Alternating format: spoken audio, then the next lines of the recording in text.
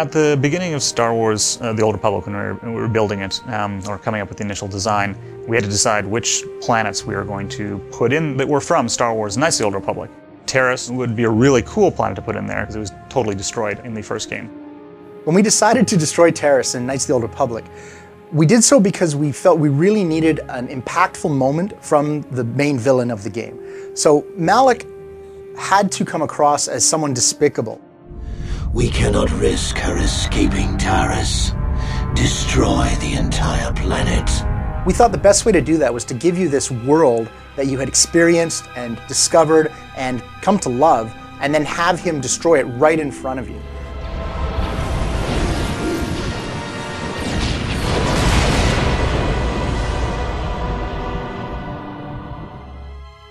We're bringing it back in Star Wars The Old Republic. It's one of the major worlds in the game, and it hasn't been reconstructed, so it's still in ruins. And it's really cool because you finally get to see what happened, you know, hundreds of years after you left Taris, after it got blown up by Darth Malak.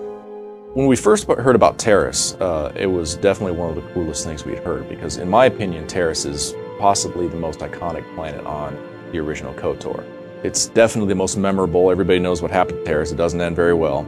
How do we sell the fact that Taris was a city planet, and then all these thousands of years later, what does it look like then? We were kind of balancing city planet destroyed as long with, you know, it's kind of a swampy, what would it look like now? Because it's not just a bunch of ruins out there, it's actually a city planet that people are familiar with.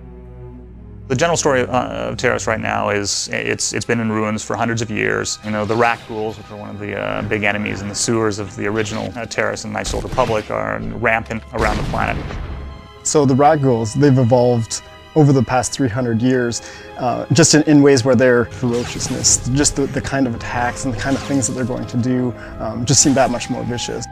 They're particularly challenging because they came from what were humans, so bipedal creatures, but because they're encompassed with this disease, you know, they're sort of bent over and twisted. And that was something that we had in the original KOTOR, and we wanted to bring that forward into Tor as well. You know, where our animators really shine is where they can use different references to various different kinds of animals and creatures. So the rat ghouls, you know, stem from kind of ape-like movements, almost like a big giant, you know, gorilla or something like that. And then, you know, how you'd mix that with a human and how it would move. The story of Taris in the Old Republic is a very interesting one.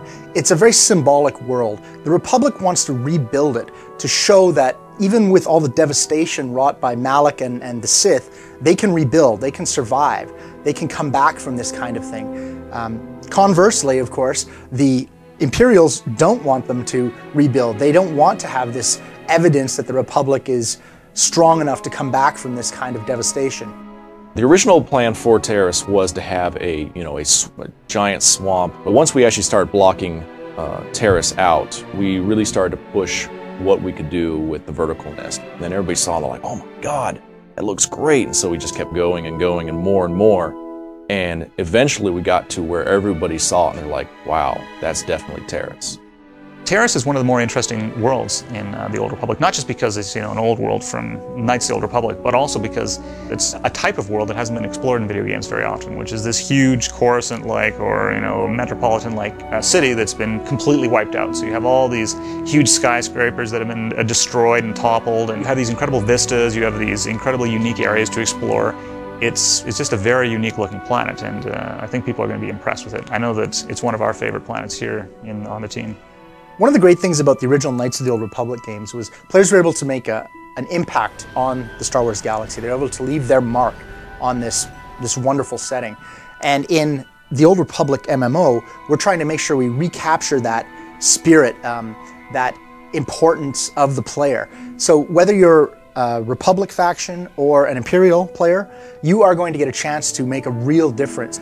You get to determine what is going to happen to this world, and it will be reflected in what happens in the game. Your choices actually make a difference.